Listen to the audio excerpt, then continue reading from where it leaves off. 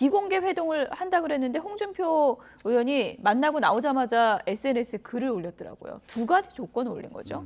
예, 뭐 국정 능력 담보 그리고 처가 비리 엄단에 대해서 뭐 기자회견에다 선언을 해라 이런 건데 이게 지금 조금 이제 애매한 부분들이 있어요. 예. 저게 이제 홍준표 의원이 저렇게 얘기를 했고 예. 윤석열 후보가 뭐 국민의힘 관계자한테 오늘 얘기 들은 건데 저거에 대해서 약간 되게 부글부글 끓었다라고 합니다. 근데 사실은 지금 방금 전에 이제 국민일보에서 보도도 나오고 그랬는데 저 물밑에서는 지금 이번 보궐선거 공천권을 요구를 했다라는 얘기가 있어요.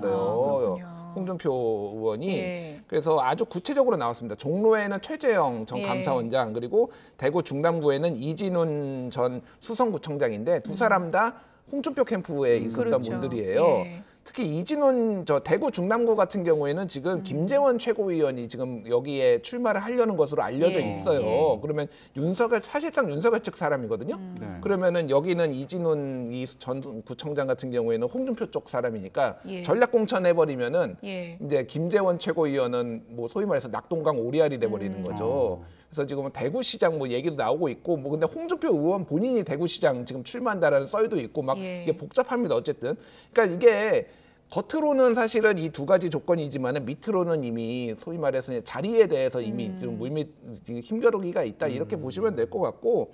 근데 윤석열 후보는 이 부분에 있어서는 사실은 서로 이제 얘기를 안 하는 걸로 예. 지금 이렇게 좀 언론 보도로 알려진 거고 오히려 처가비리 엄단 이런 거 요구한 것에 더 화를 냈다고 그렇게 지금 이제 알려져 어떻게 있어요. 보면은 예. 윤석열 후보의 약점을 부각시키는 조건을 비공개 회동을 하자마자 공개를 한 건데요.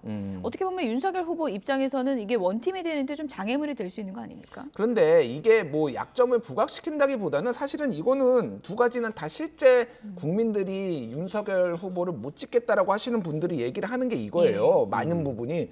정말로 어떤 국정을 대통령이 될 만큼의 능력이 있는 것인가 예. 그리고 사람을 잘 쓸 수 있는 것인가 그리고 처가비리 본인 팔이 안으로 굽는 것에 대해서 정말로 해소가 될 것인가에 대해서 예. 홍준표 의원이 요구를 한 거는 어떻게 보면 저는 상식적이고 이게 된다라면은 저는 윤석열 후보 지지율이 더 오를 가능성도 예. 있다. 근데 이거를 본인이 받아들일 수 있느냐라는 거에 대해서 좀 어려운 부분이고 그 물밑에서는 이미 또 공천권을 가지고 지금 움직이고 있는 요런 상황이라서 예. 이게 쉽게 해소가 될 것 같지는 않습니다. 이 부분이. 예, 그러니까 지금 말씀 들어보면 이게 양측의 손을 잡을 수 있는 건지 여기부터 좀 의문이 들거든요. 어떻게 보세요? 근데 굳이 손을 잡지 않아도 사실은 윤석열 후보의 최근 흐름세를 보면은 그러니까 홍준표 의원이 가지고 있는 부분이 청년의 꿈 뭐 이런 거잖아요. 예. 근데 거기에 대체제가 있습니다. 홍준표 의원의 대체제 이준석. 아. 이미 이준석 대표가 어느 정도 끌고 들어오는 표가 있기 때문에 사실 네. 윤석열 후보가 그렇게 아쉽지는 않다라고 볼 수 있을 것 같아요. 네, 홍준표 의원이 참여하면 파급력이 어떨지 이것도 참 궁금한 상황인데 지금 이준석이라는